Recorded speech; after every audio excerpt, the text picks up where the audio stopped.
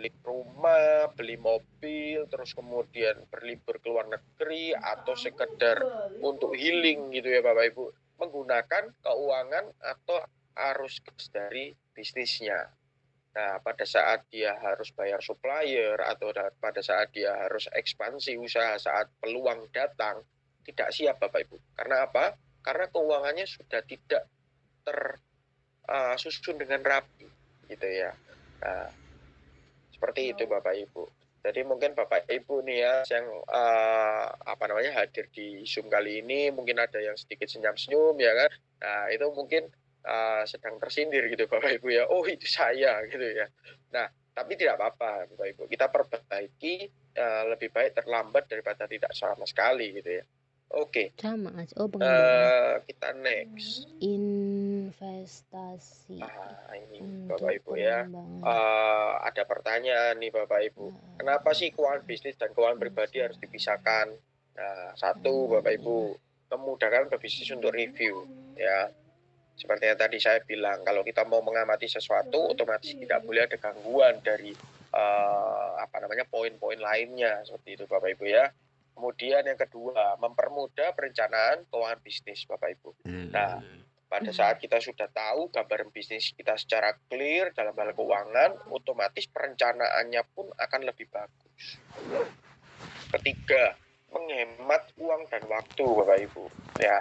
Nah, kenapa kok harus bisa menyebabkan menghemat uang dan waktu? Karena pada saat kita berjalan dengan keuangan yang sudah berantakan Bapak Ibu ya, ada kalanya kita akan dihadapkan dengan satu kondisi di mana keuangan kita benar-benar harus rapi Bapak Ibu. Contoh, ada banyak pebisnis di luar sana bisa berjalan bisnisnya sedemikian rupa dari tahun ke tahun ya kan. Tapi begitu dia ingin melakukan ekspansi bisnis Bapak Ibu, kemudian dia butuh pendanaan, dia bisa mencari pendanaan dari investor maupun dari kreditur gitu ya, contohnya bank. Nah, pada saat kita ingin melakukan atau mengajukan penambahan dana atau suntikan dana dari kedua belah pihak tadi, otomatis dibutuhkan keuangan atau laporan keuangan yang rapi Bapak Ibu. Nah, banyak pebisnis kebingungan karena yang terjadi atau yang sudah berjalan tidak pernah rapi sama sekali Bapak Ibu gitu ya. Nah, pada saat harus merapikan, otomatis dari segi uang dan waktu pun akan sangat costly ya. Nah, kok bisa? Karena mereka harus mungkin hire karyawan yang mumpuni di bidang keuangan ya kan. Padahal mereka bisa saja mencari hanya sekedar admin apabila keuangannya itu dirapikan dari bulan ke bulan Bapak Ibu. Seperti itu ya. Nah, kemudian juga ada yang harus bayar dengan sangat besar ya kan, demi pendampingan seorang konsultan. Itu juga costly Bapak Ibu ya. Nah, kemudian yang keempat, memudahkan pebisnis membuat strategi pengembangan bisnis supaya lebih untung ya. Nah, dari laporan keuangan itu nanti kan juga akan diperoleh gambaran gitu Bapak Ibu ya, tentang performa perusahaan, untungnya berapa, effortnya seberapa banyak, bebannya yang sudah dikeluarkan seberapa tinggi gitu ya. Nah, otomatis kan seorang pebisnis yang unggul, yang lung gitu ya, pada saat dia mendapatkan gambaran tentang kondisi bisnisnya, otomatis dia akan mau improve. Tapi dia tidak akan bisa punya pemikiran untuk melakukan improvement Bapak Ibu pada saat dia tidak memperoleh informasi yang cukup ya kan. Oleh karena itu mengapa keuangan bisnis dan keuangan pribadi harus benar-benar dipisah Bapak Ibu. Oke. Nah, sekarang pertanyaannya bagaimana caranya gitu kan nih untuk melakukan pemisahan Pak. Nah, ini dia saya akan berikan beberapa tips gitu Bapak Ibu. Yang pertama, gunakan rekening berbeda Bapak Ibu. Nah, Bapak Ibu mungkin saya tahu Bapak Ibu sudah paham lah tentang hal ini. Ada baiknya jika rekening itu kita pisah antara keuangan pribadi dan keuangan bisnis. Nah, kemudian disiplin terhadap diri sendiri Bapak Ibu ya. Banyak orang-orang di luar sana yang memiliki pemikiran bahwa mengelola keuangan atau memisahkan keuangan bisnis dan pribadi itu penting tapi tidak dilakukan Bapak Ibu gitu ya. Oke, yang ketiga catat pendapatan dan pengeluarannya Bapak Ibu.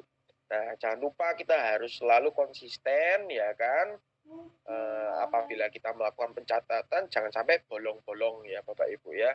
itu jangan sampai hari ini mencatat, hari besoknya tidak dan sebagainya. Apabila Bapak Ibu memang dirasa mengalami keterbatasan waktu dan butuh pemikiran Bapak Ibu lebih banyak condong ke pengembangan bisnis, alangkah baiknya kita cari officer tertentu yang bisa bantu kita, Bapak Ibu itu ya.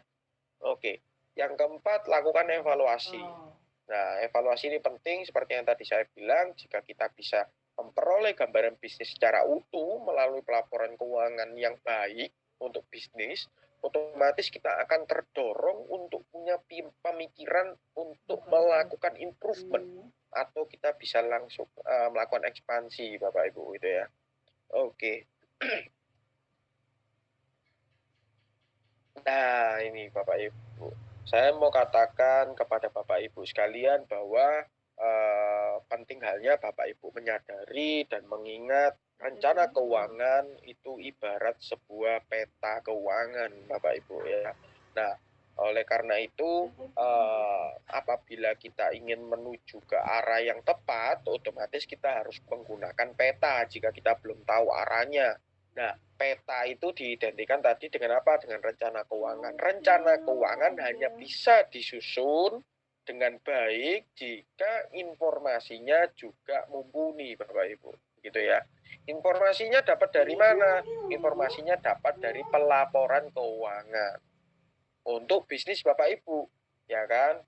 Nah, pelaporan keuangan bisa dilakukan dengan apa? Dengan cara memisahkan keuangan pribadi dan bisnis.